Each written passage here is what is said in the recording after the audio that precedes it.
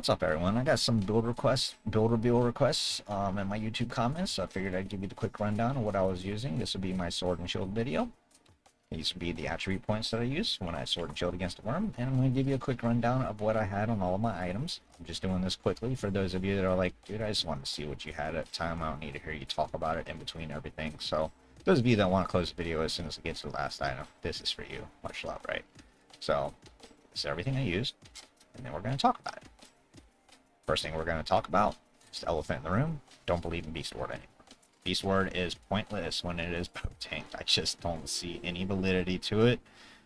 The only time Beast Ward really comes into play is when you are going to have to survive swipe attacks, which, yeah, aggro gets lost, swipe attacks do happen, but in that event, you need 8 Jaspers and 5 wards, or else it's pointless. You're going to get one hit. Other than that, you don't really need ward. You just go, if you want to up your damage, go with refreshing and weapon perks. And if you want that extra edge of defense, put Angry Earth Ward in there, because that's going to help you against everything else. Usually people are dying to the other stuff in there, and I know a lot of people that run 5 times Angry Earth Ward, they swear by it. 100% valid. Don't see a reason not to do that with your life, right? To be honest with you, I have a lot of Beast Ward's alternative playstyles that I run. So I don't really put a whole lot of thought into this other than I just want to get to the attribute points that I want. That's pretty much where the armor came in. That's the only real thing I rolled for my sword and shield setup. Obviously I rolled the sword as well. Sword I rolled Beastbane Rogue. Love Rogue. It's pretty sick on a melee weapon in there.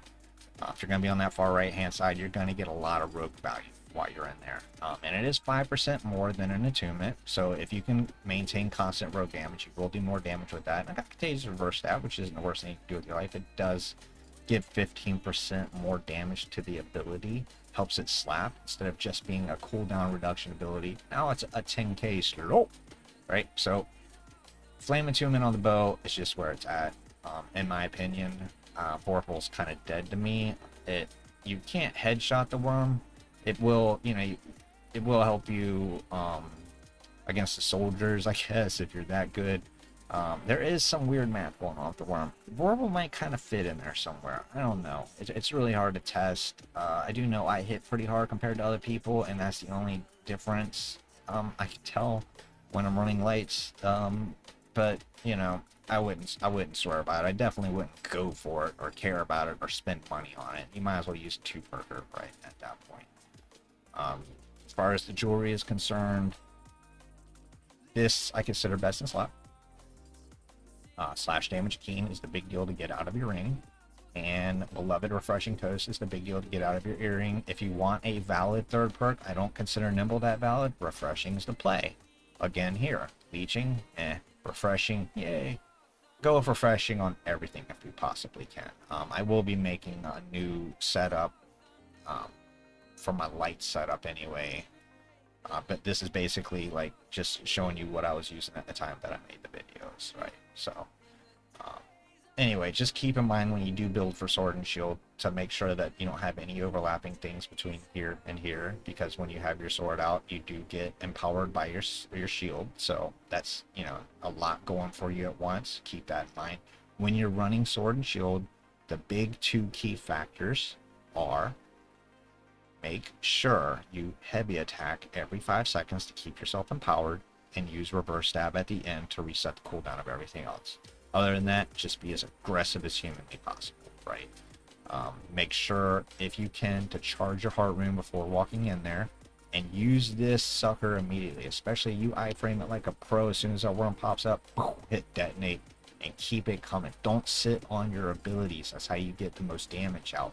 Sitting on abilities is one of the worst things you can do for your life. A lot of people just don't notice it was up for several seconds. Then you hear somebody say, all right, use your detonates, and like 7 of them go off at once. It's like, geez, how long have you been sitting on that?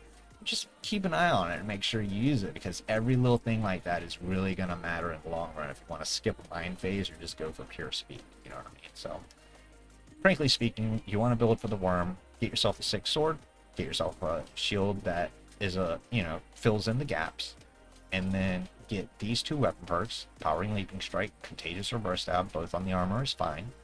Go with refreshing, and If you want, go with the Angry Earth Ward. Otherwise, you're doing pretty good with yourself. Just remember that damage comes from aggression, and it comes from your rotations. So it always helps to have good items, but when you're in there, just don't be lazy. That's the whole thing. Just be a clicking maniac.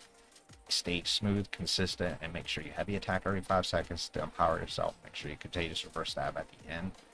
Iframe, make an attempt to iframe that worm every time.